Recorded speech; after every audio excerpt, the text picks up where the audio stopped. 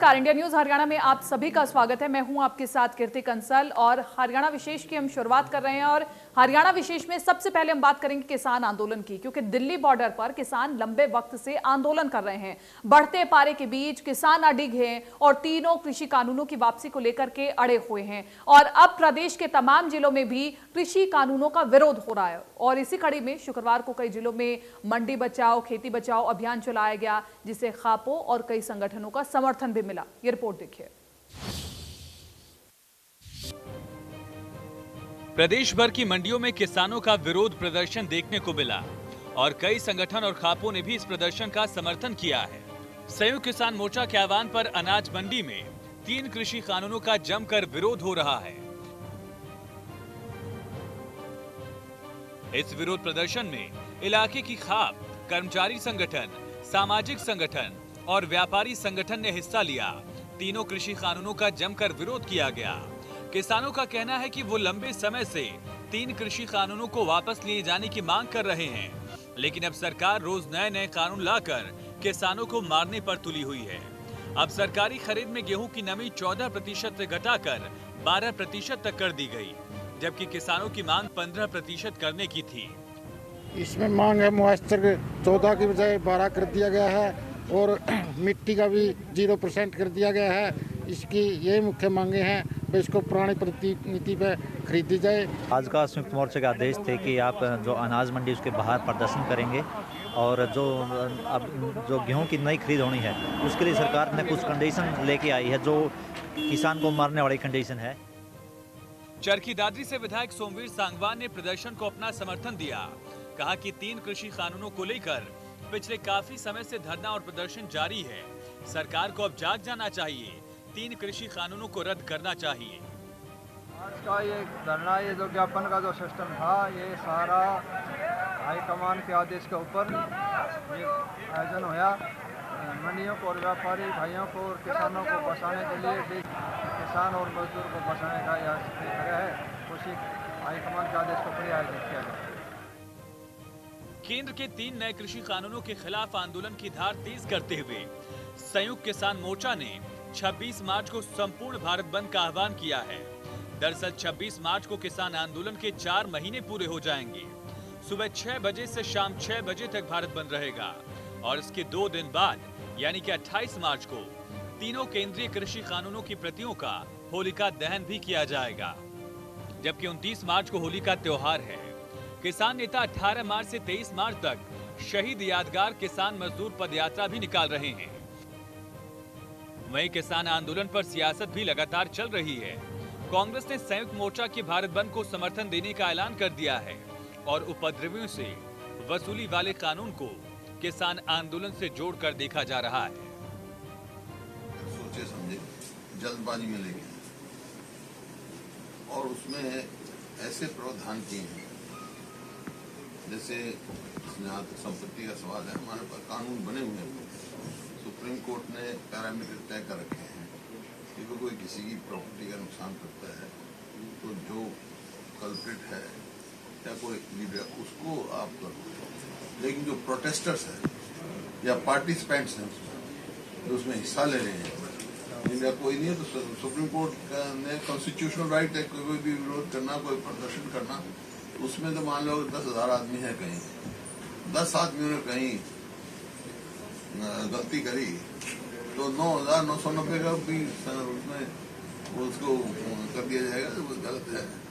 और अगर संपत्ति का नुकसान कानून व्यवस्था जिनका काम है, स्टेट की गलती से हो, उसकी कोई उसकी भरपाई का कोई नाम रखा नहीं। कांग्रेस लगातार किसान आंदोलन को लेकर सरकार पर सवाल खड़े कर रही है। एक बार फिर कांग्रेस की प्रदेश अध्यक्ष कुमारी सैलजा ने भी केंद्र सरकार पर किसानों की अनदेखी करने का आरोप लगाया। सभी जन समझते हैं कि जो ये कानून लाया गया है, इसके पीछे जो सोच थी वो किसानों के आंदोलन को खराब करने की सोच थी। कंस्पिरेसी क्या होती है? आप मुझे ये बता दीजिए कि अभी तक हमारे पास जो कानून है, क्या वो कम है?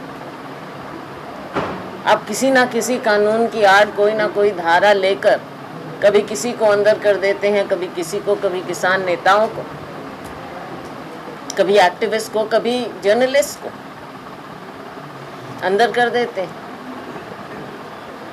और अभी कंस्पिरेसी क्या कि कोई घर में बैठकर या कहीं कुछ भी कहेगा, ये तो सरकार के हाथ में है कि कब किसी को कंस्पिरेटर बना देगा।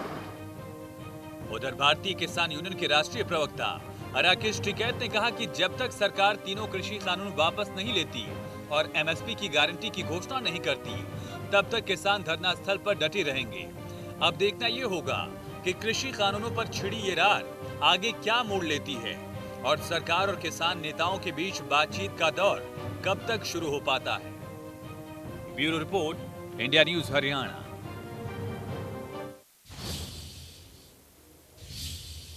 और रोहिंग्या पर केंद्र के बाद अब हरियाणा सरकार भी गंभीर नजर आ रही है। प्रदेश सरकार के प्रदेश के मेवात इलाके में रोहिंग्या के बसने की खबरों के बाद सूबे के गृह मंत्री अनिल विज ने बड़ा बयान देते हुए ये कहा कि भारत देश कोई धर्मशाला नहीं है जहां कोई भी आकर के बस जाए। प्रदेश में रोहिंग्या की जानकारी एकत्र की जा रही है, ऐसे में इसका इंतजाम जरूर किया जाएगा।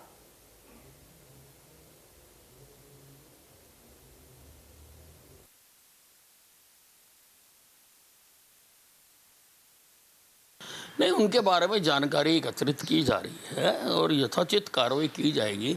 निश्चित तौर पर भारत एक धर्मशाला तो है नहीं कि जिसका दिल करे आके यहाँ पे आके रुक जाए और ठहरने लग जाए, तो उसका हम इंतजाम करेंगे। गृह मंत्री अनिल विज की ओर से प्रतिक्रिया सामने आई है रोहिंग्या मुसलमानों को लेकर के, और उन्होंने ये साफ कह दिया है, स्पष्ट कर दिया है कि भारत कोई धर्मशाला नहीं है। जो भी आकर के बाहर से बस रहे हैं उनकी जानकारी एकत्रित की जा रही है।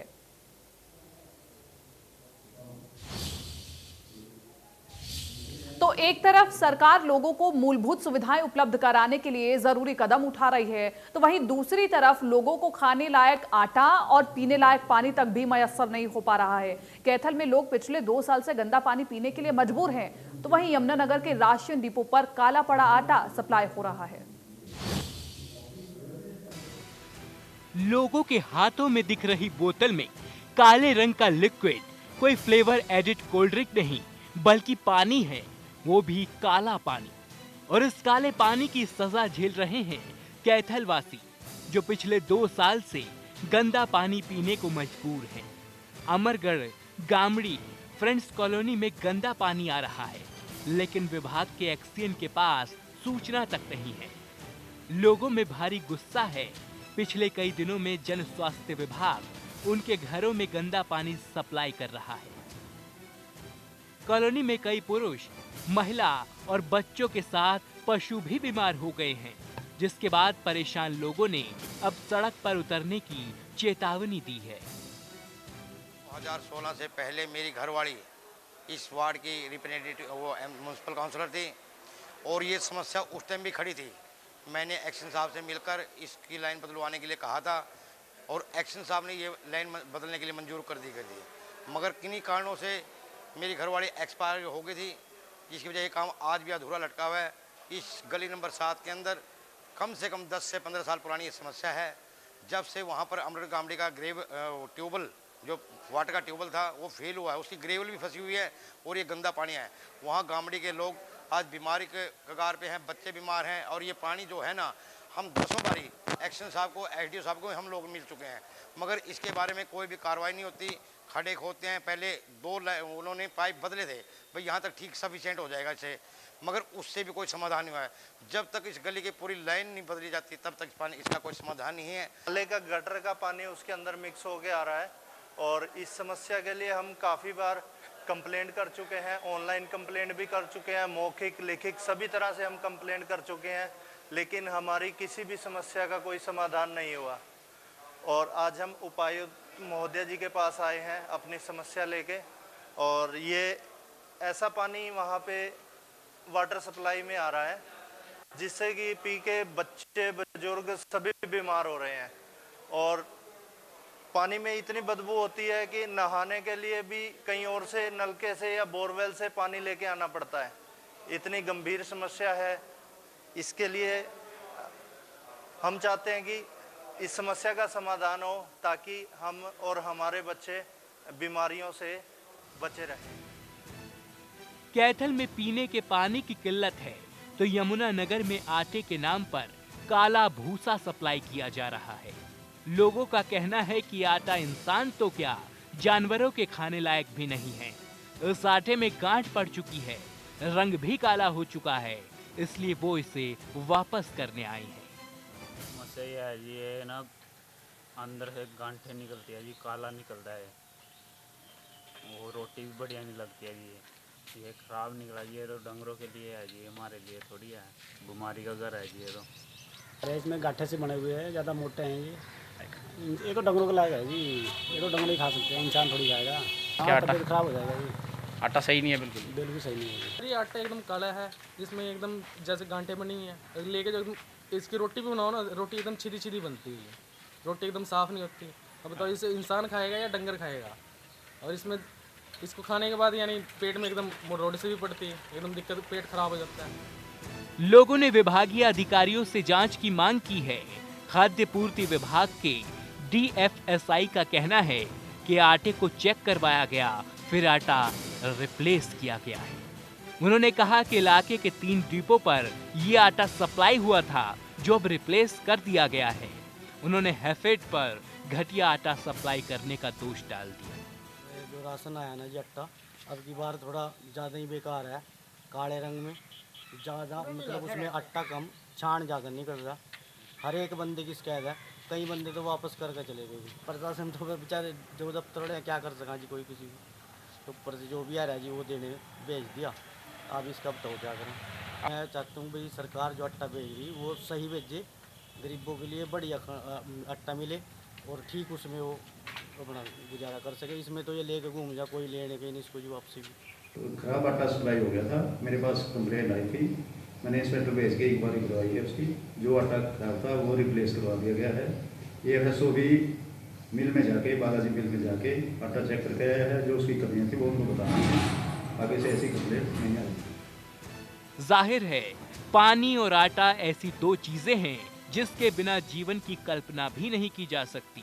लेकिन अफसोस कैथल और यमुनानगर के लोग इन मूलभूत सुविधाओं के लिए भी तरस रहे हैं। मानव जीवन ही खतरे में है। अब देखना यह है कि दोनों जिलों के आला अधिकारी मामले में कब एक्शन में आते हैं और लोगों का जीवन सुगम हो पाता है।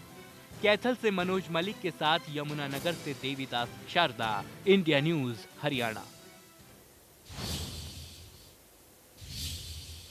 फिलहाल हरियाणा विशेष में मेरे साथ इतना ही। दीजिए इजाजत, नमस्कार।